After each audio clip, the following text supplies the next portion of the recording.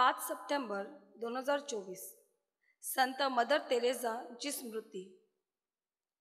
संत look लिखित पवित्र शुभवर्तमानातून घेतलेले वाचन. लोकसमुदाय येशूजवळ गर्दी करून देवाचे वचन ऐकत असता तो गनेसरेत सरोवराच्या किनाऱ्याशी उभा होता. तेव्हा त्याने सरोवराच्या किनाऱ्याला लागलेले 2 मछवे पाहिले. त्यावरील कोळी खाली उतरून जाळी धुत होते. त्या मछव्यांपैकी एक शिमोनाचा होता. त्यावर चढून तो किनाऱ्यापासून थोडासा लोटावा म्हणून त्याने त्याला सांगितले. मग तो मछव्यात असून समुदायात शिक्षण देऊ लागला. आपले बोलणे संपल्यावर त्याने शिमोनाला म्हटले, खोल पाण्यात हाकार, मग मासे धरण्यासाठी तुम्ही आपली जाळी खाली सोडा. शिमोनाने त्याला उत्तर दिले, गुरुजी, आम्ही सारी रात्र कष्ट करून काही धरले नाही, तरी आपल्या सांगण्यावरून मी जाळी सोडतो.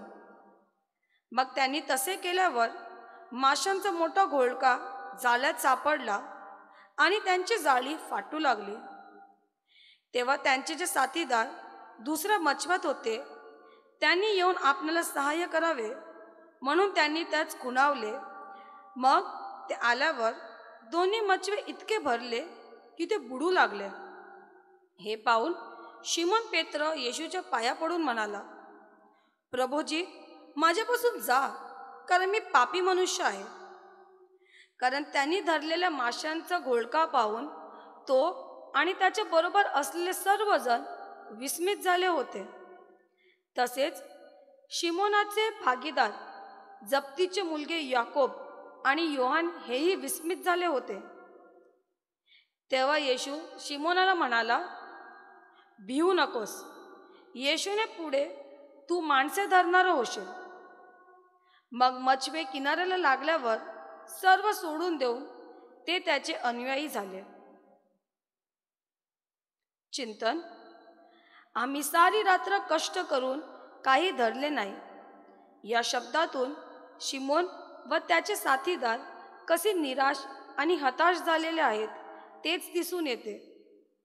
मानवाच्या परिश्रमाला ईश्वरी कृपेची जोड नसली तर मनुष्य जीवनामध्ये कसा निराश बनू शकतो त्याचेच हे ज्वलंत उदाहरण आहे.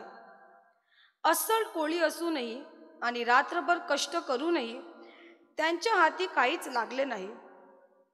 संत अगस्तीन म्हणतात, कधी कधी परमेश्वर हेतुपुरस्सर माणसाला जे हवे ते वेळेवर पुरवत नाही, जेणेकरून थोड्याशा उशिराने तीच गोष्ट मिळाल्याने तिचे मूल्य मनावाला समजते.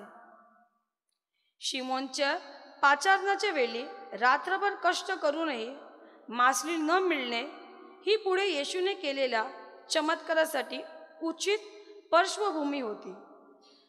तरी आपल्या सांगण्यावरून जाळी सोडतो या शब्दातून शिमोन पेत्राचा आज्ञाधारकपणा दिसून येतो. बऱ्याच प्रयत्नानंतर अपयश आलेले असतानाही आणि एखाद्या गोष्टीबद्दल मनाची पक्की खात्री पटल्यानंतरही माणसाने परमेश्वराला आपल्या जीवनात कार्य करण्यासाठी आणखी एक संधी द्यावी.